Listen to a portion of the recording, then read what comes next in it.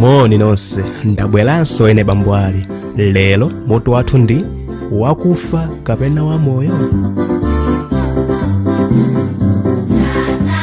Verse lathu loloweza ndi Yohane 11 verse 25. Yesu anati, ine ndine kuuka ndi moyo. Lero tiphunzira kuti timapembedza Mulungu amene amatipasa moyo osatha. Kodi munamba mwadwalapo kwambiri? Kudwalika kwambiri mpaka kufoka ndi kumakanika kudzuka pa bedi? Kapena dotolo adakupatsanipo ni mankhwala kapena kukubayani mwinanso adakuyikanipo ni pamakina okuthandizani kupuma? Lero timva za msungwana wina yemwe adafunikira oposa adokotala kuti achiritsidwe. Mwana wa mkazi wa Yairo wa zaka 12 adala atadwala kwa kanthawi. Makolo ake adachita chilichonse chomwe adachiganizira kuti chingathandize mwana wawoyu kuti achire, koma iye ankangodwalabe. Makolo abwino amakonda nawo ndipo amachita chilichonse chowathandiza kuti akhale bwino. Ndiye taganizirani mmene Yairo ankamvera chisoni pamene mwana wake yekhayo adali kudwala chonchi. Sankafuna kuchoka pambali pake. Nthawi zambiri amayitanisa madokotala ndi anthu ena odziwika kuti amathandiza ana odwala, koma palibe chomwe chimasintha. Kenako Yairo adaganiza za Yesu, mphunzitsi waluso wa ku Galileya. Aliyense adali kulankhula za zozizwisa zake. Yesu adali chiyembekezo chosiriza cha Yairo. Yairo adanong'oneza mwana wake nati, ndikupezera thandizo. Kenako Yairo adachoka pa nyumba ndipo adathamanga momwe akadathera kupita ku nyumba kwa Mateyu. Iye ankadziwa kuti akakumana ndi Yesu kumeneko. Mwana wanga wamkazi yekhayo akudwala kwambiri, moto akhoza kumwalira. Ndikufuna inu kuti mubwere ku nyumba kwanga ndi kuyika manja anu pa iye ndipo adzachira. Yairo adauza Yesu.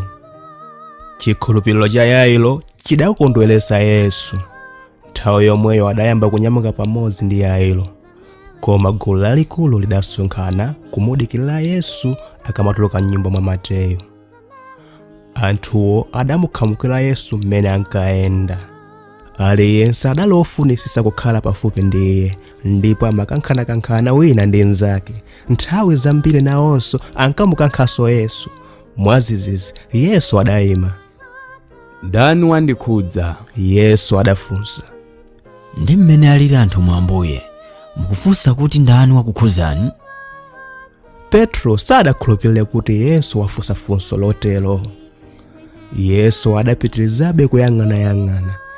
Kenako mzimayi wina adabwera kwa iye.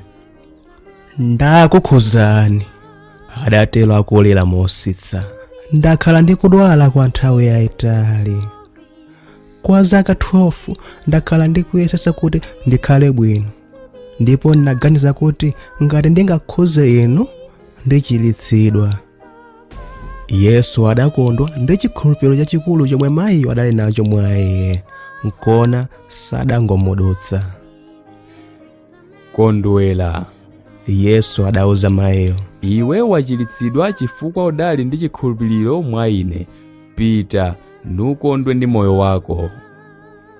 Yesu ndi Yairo akuti azipitiliza ulendo wawo, mmodzi mwa antchito a Yairo adadutsa mchigulu muja.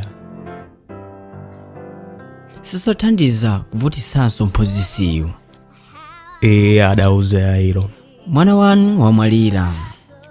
Zachisoni, mtima wake wachikondi ngati bambo uyenera kuti udazala ndi chisoni chochuluka. Koma Yesu adatembenukira kwa Yairo. Usaope, iye adatero, ingokhulupirira. Yesu adayitana Petro, Yakobo ndi Yohane kuti amutsate. Onse pamodzi adathamangira ku nyumba kwa Yairo. Nyumba ya Yairo modadzala ndi anthu, onse akusisima ndi kulira mofuwula. Ena iwo sankamudziwa n'komwe Yairo, koma adaonesa chifundo chawo polira limodzi. Tulutsani onse omwe akulira, adalamula motero Yesu. Mwana wako sadafe, koma ali mtulo. Anthu atamva izi adamuseka iye, hahaha. Yesu adauza anthu onse kuti achoke. Kenako adatenga ophunzira aja ndi kulowa m'nyumba nawo pamodzi ndi Yairo ndi mkazi wake. M'chipinda cha msungwanayo Yesu adayima pafupi ndi bedi ndipo adagwira dzanja lake. Mwanawe, dzuka. Yesu adatero. Kantsikanako kadatsegula maso ake nikakhala tsonga.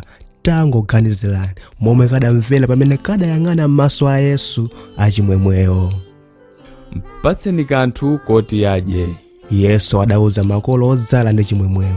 Mwana wa mkazi wa Yairo adali bwino komanso wamphamvu. Sikuti Yesu ankangokonda kuchilitsa anthu basi.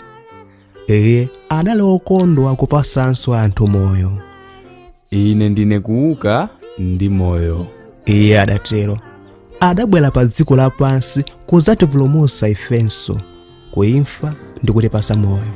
Timapembedza Mulungu amene amatipasa moyo osatha. Kodi simankonda Iye?